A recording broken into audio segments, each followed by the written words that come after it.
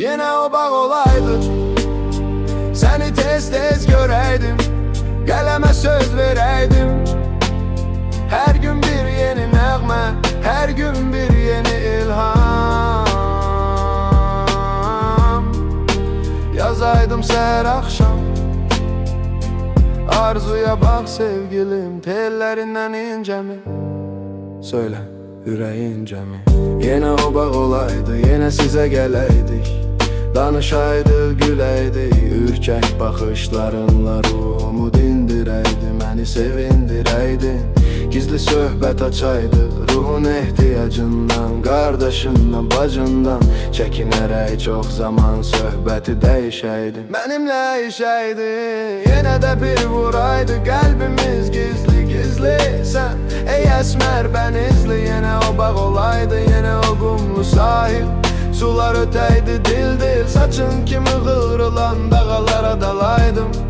Dalıp ilham alaydım, endamını hevesle kucaklarken dalgalar kalbimde kasırgalar.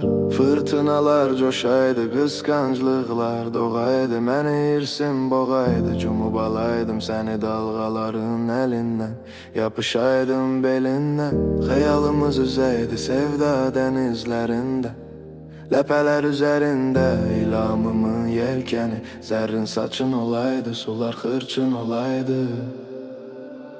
Yine o bağ olaydı, yine yığışarak siz o bağa köçeydiniz. Biz de muradımızca felekten kamalaydık, size komşu olaydı.